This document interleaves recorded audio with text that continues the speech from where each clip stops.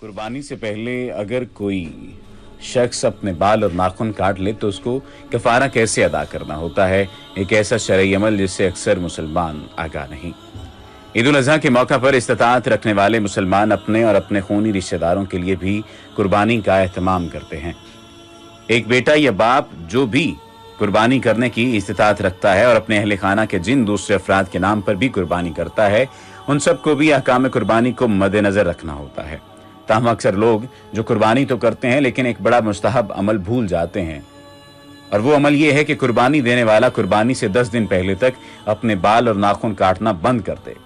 जो लोग गलती से नाखून या बाल काट लेते हैं उन्हें बहुत ज्यादा इस्तगफार करना चाहिए। इस हवाले से बाज़ उलमा कहते हैं कि जो लोग कुर्बानी से पहले नाखून और बाल काट लेते हैं उन्हें कफारा अदा करना चाहिए। किसी मस्कीन को खाना खिलाना, रोज़ा रखना, मुहताजों की मदद करना वगैरह। लेकिन उलमा की अक्सरियत ऐसे फतवा की सेहत तस्लीम नहीं करती। उनका इस्तदलाल है कि चूंकि ये अमल मुस्तहब है इसलिए ऐसे फर्द को ज़्यादा से ज़्यादा इस्तगफार करना चाहिए ताकि अल्लाह उसको मुआफ़ फरमाए।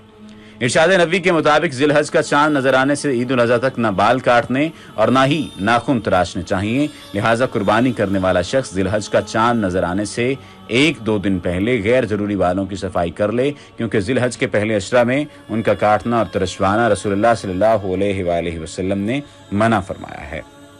जिलहज के इब्तिदाई 10 दिनों में बाल और नाखून न काटना फरमाने रसूल सल्लल्लाहु अलैहि वसल्लम से साबित है।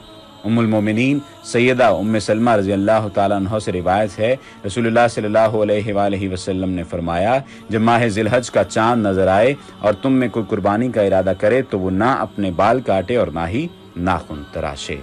वमा अलैना इल्लल बलागुल मुबीन।